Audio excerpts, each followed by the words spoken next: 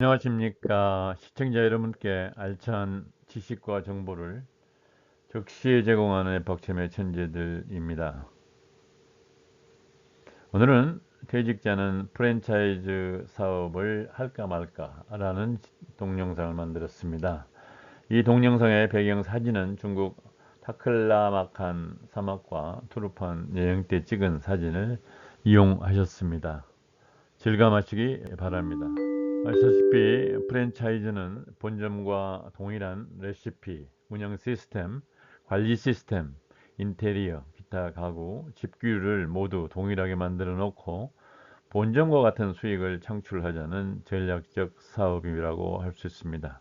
상당수의 퇴직자들은 수입을 늘리고 싶은데 자영업을 하자니 부담이 되고 프랜차이즈 가맹점이나 낼까 말까 망설이고 계실 것입니다. 이 동영상을 보시고 신중하게 판단하시기 바랍니다. 한국의 프랜차이즈 현주소를 살펴보겠습니다. 지금 표 1에서 프랜차이즈 업종 구분을 해놓고 있습니다. 3개로 나왔습니다. 외식업인데 15개, 그 다음에 도소매업은 7개, 그 다음에 서비스업은 21개입니다. 굉장히 많은 세부 업종이 있습니다만은 표를 참고해 주시기 바라며 이상의 43개 업종 중에서 하나를 골라 잡아서 가명을 할 수 있습니다. 2022년을 기준으로 하면은 가맹본부 수는 7%, 상표는 4.9%, 가맹점 수는 5.1%가 증가된 걸로 나타나고 있습니다. 두 번째, 업종별로 보면은 브랜드 수의 증가는 외식이 5.2%, 서비스 업종이 5.7%로 주도를 했다고 보여지고 가맹점 수의 증가는 외식 업종이 7.4%에서 두드러진 현상으로 나타났습니다. 네 번째로 업종별 브랜드 수의 비중을 보면은 외식이 79.9%, 서비스가 15.3%, 도소매업이 4.8% 순이고 가맹점 수 비중 역시 외식이 51%, 서비스가 29.5%, 도소매업이 19.5% 순으로 집계되었습니다. 여섯 번째, 업종별 가맹점 평균 매출액을 살펴보겠습니다. 프랜차이즈의 업종 구분을 외식, 서비스업, 도소매로 나누고 2021년과 2022년을 비교했을 때 외식업이 12.7%로 늘었습니다. 그래서 3억 1,400만 원의 매출액이 있습니다. 두 번째는 서비스업입니다. 10.7%이고 전체적으로 보면 8.3%가 매출액이 늘어서 지금 3억 3,700만 원의 매출액이 있는 것으로 집계되었습니다. 외식업의 매출액이 늘었다고 설명을 드렸는데 주요 세부 업종별로 보면은 가맹점의 평균 매출액이 외식업에서 가장 많이 늘어난 부분은 주점입니다. 2021년에 비해서 2022년이 66.2%가 증가되었습니다. 그 다음 순위가 이제 한식이 17.2%가 매출액이 늘어났습니다. 이러한 현상은 뭐 여러분이 다 아시겠습니다만 2021년은 코로나 영향으로 매출이 줄었다가 2022년에 약간 코로나가 완화되니까 매출액이 늘어나는 것으로 판단할 수 있습니다. 다음은 앞에서 본 바처럼 외식업의 매출액이 가장 많이 늘어났다고 보여지는데 그것을 세부 업종별로 살펴봅니다. 세부업종 개폐율입니다. 그래서 가장 많이 개점을 한 것은 한식인데 5.2%가 감소됐고 폐점은 18.2%가 로서 3.7%가 늘어났습니다. 외식업 전체로 보면 2021년과 2022년을 보면은 3.8%가 줄었습니다. 그 다음에 폐점률은 1.8%가 늘었습니다. 매출액은 느는데 폐점은 많이 되는 현상으로 나타나고 있습니다. 제3장 프랜차이즈로 성공하는 9가지 팁입니다. 첫째, 철저한 시장 조사가 필요합니다. 해당 프랜차이즈가 속한 산업의 시장 동향과 경쟁 상황을 파악을 해야 됩니다. 그 다음에 잠재 고객의 요구와 선호도를 파악해야 합니다. 철저한 시장 조사를 위한 정보원은 어디가 있는가?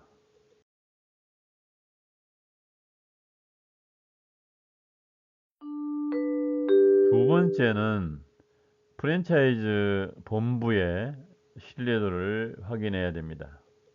프랜차이즈 본부의 재정 상태와 운영 역사를 철저히 조사해야 할 것입니다. 두 번째는 기존 가맹점주들의 만족도와 성공 사례를 확인해야 됩니다. 그러면 프랜차이즈의 본부의 신뢰도를 확인하는 방법 또는 정보원은 어디에 있을까요?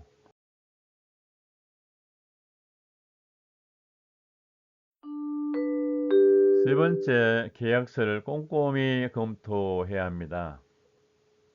프랜차이즈 계약서의 내용을 꼼꼼히 검토를 하고 필요하면 법률 전문가의 자문을 받아야 할 것입니다. 프랜차이즈 표준 가맹 계약서와 본부가 제시한 계약서를 비교 분석을 해야 할 것입니다. 표준 가맹 계약서는 공정거래위원회 홈페이지에 들어가셔서 정보 공개를 체크하고 그 다음에 표준 가맹 계약서가 나옵니다. 그걸 가지고 프랜차이즈 본부가 제시한 계약서하고 표준 가맹 계약서하고 비교를 해서 빠진 부분에 대한 부분을 질문을 통해서 해결을 해야 될 것입니다. 계약 때 계약서에서 확인해야 될 필수 항목을 살펴보겠습니다.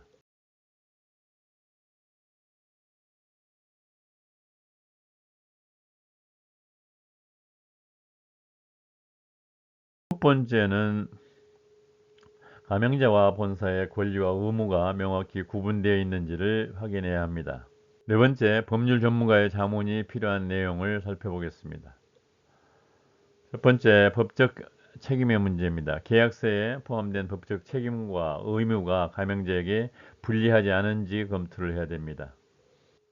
계약서에 명시된 분쟁 해결 방법이 적절한지, 법적 효력이 있는지를 확인해야 합니다. 세 번째로는 프랜차이즈 관련 법규와 규정을 준수하는지에 대한 자문이 필요합니다. 네 번째는 계약서의 조항이 변경될 가능성이 있는지 그에 대한 대비책을 논의해야 할 것입니다. 다섯 번째는 특정 조항의 해석이 모호한 경우 법률 전문가의 도움을 받아서 명확히 이해해야 합니다.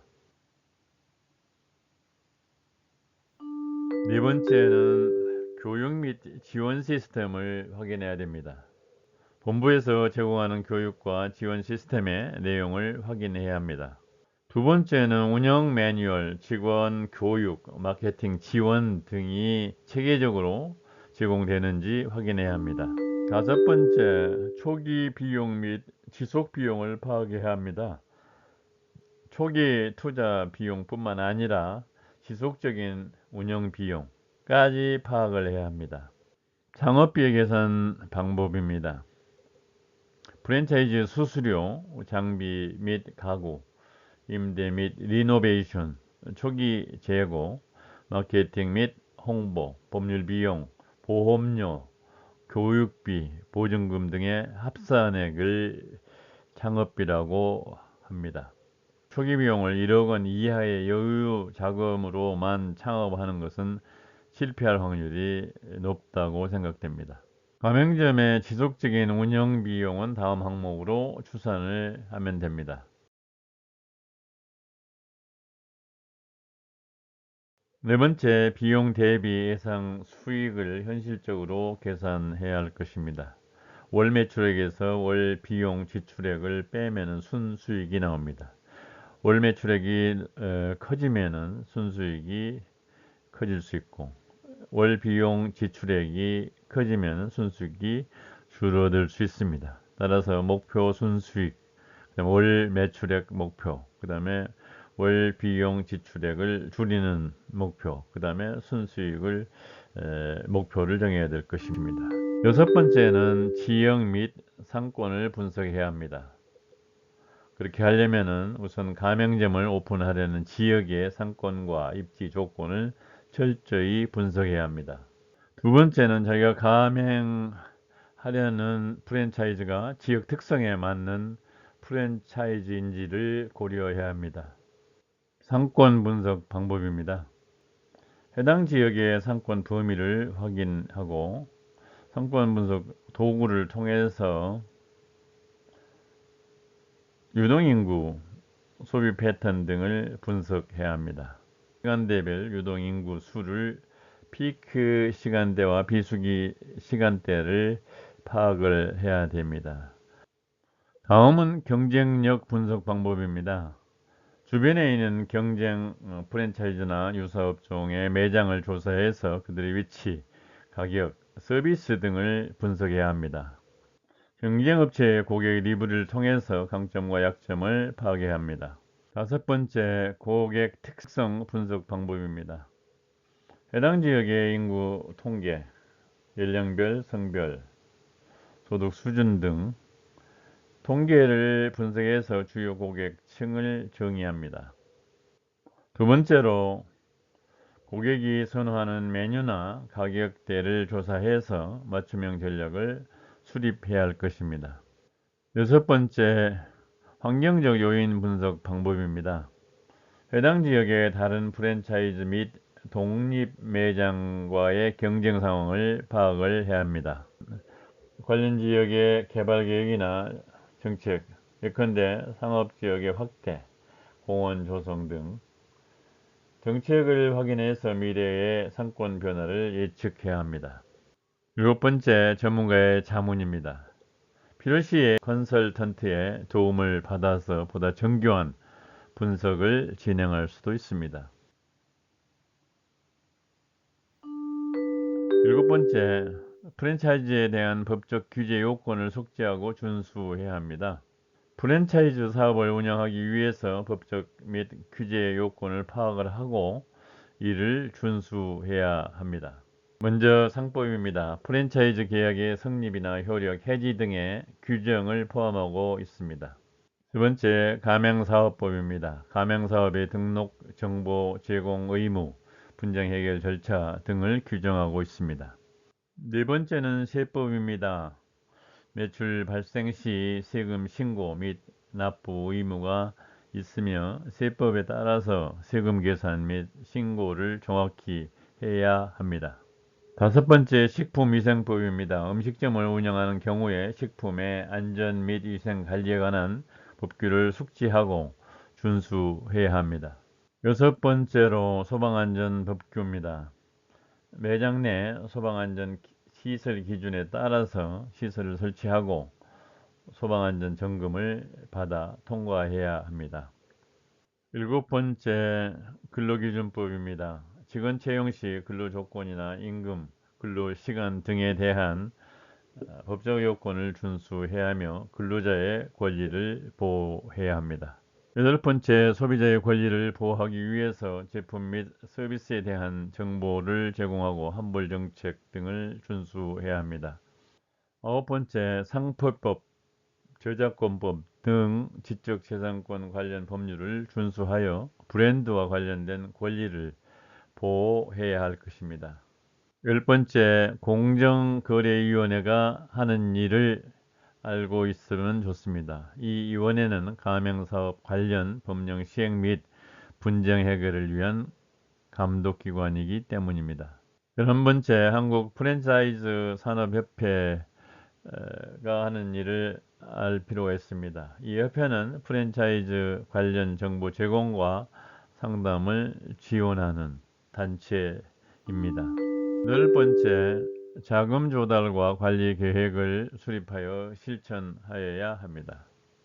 초기 자금 조달 계획과 자금 흐름 관리를 철저히 해야 합니다.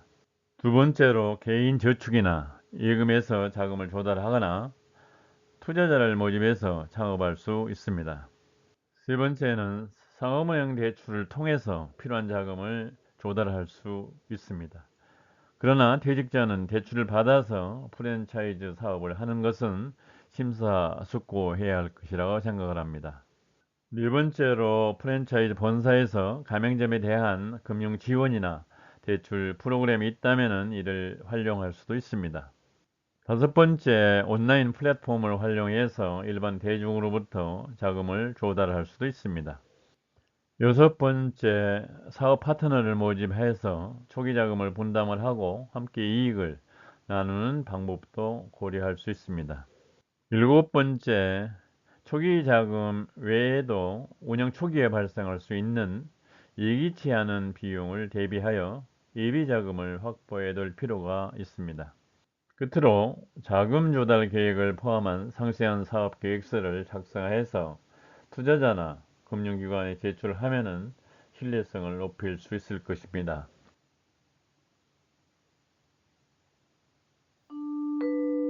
아홉 번째, 가맹점을 운영한 경험자와 상담을 해야 합니다. 성공한 가맹점이나 실패한 가맹점의 점주들과 상담해 보는 것도 큰 도움이 될 것입니다. 가맹점 선임자에게 가맹점 개설 시 실제로 소요된 초기 비용과 예산을 문의해서 참고로 해야 할 것입니다. 세 번째는 가맹점 일 운영 시간과 직원 배치에 대한 조언을 구합니다. 네 번째, 가맹점 개설 후 최대 매출 추세와 순이익률과 비용 구조에 대한 정보를 수집을 해야 합니다. 다섯 번째, 고객 유치 전략과 고객의 피드백을 어떻게 수집하고 반영했는지에 대한 경험을 들어야 합니다.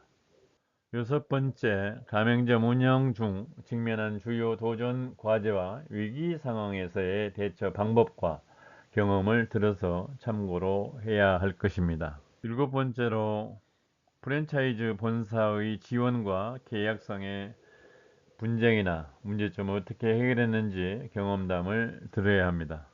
여덟 번째, 직원 채용 및 교육과 직원 관리 및 동기부여 방법에 대한 조언을 구해야 합니다.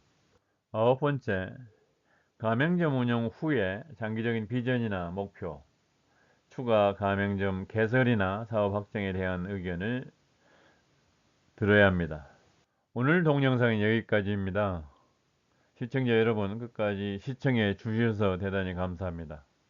다음 동영상은 은퇴 남편 증후군에 대한 동영상을 만들어 올리겠습니다. 지속적인 성원과 구독을 부탁드립니다. 다음 시간까지 안녕히 계십시오.